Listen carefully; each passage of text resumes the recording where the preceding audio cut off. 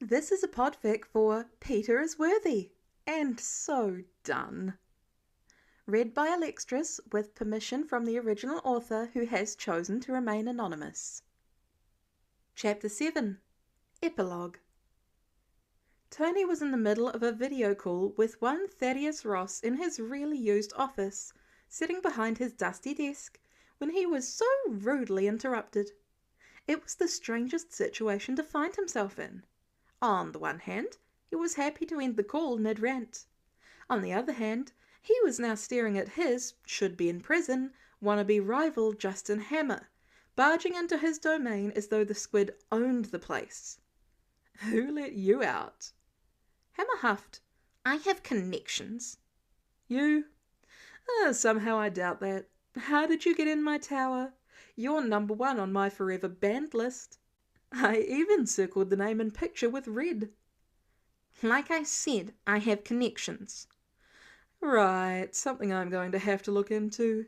People to fire and possibly sue for everything they're not worth. And Friday to reprogram so this doesn't happen again. Sorry, girl." "It is understandable," she answered. Hammer's face was taking on an interesting shade of red, but he only huffed again and declared, "I have a business proposition." Tony stared. Then he snorted. "You have a business proposition?" he wheezed, trying to control the laughter bubbling in his chest. "To me? You?" "Yes," Hammer hissed, looking rather flustered. "and if you would let me explain, you would be begging." Tony laughed.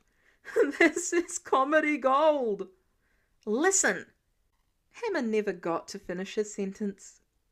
Tony saw it all happen as though in slow motion.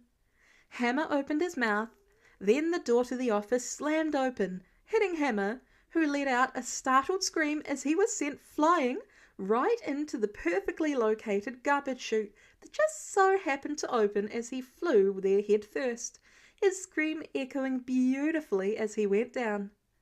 The timing was too perfect, and Tony suspected Friday. Good girl.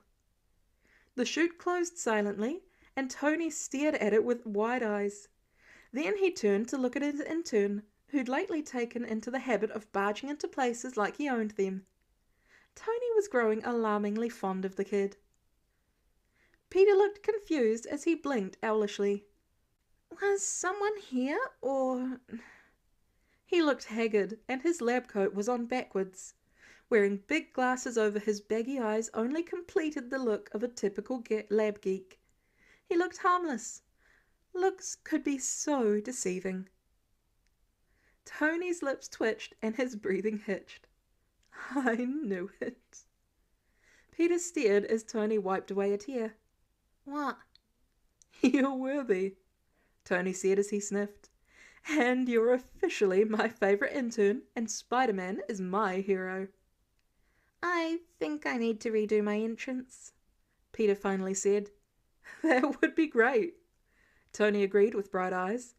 "Friday, please tell me you saved the footage."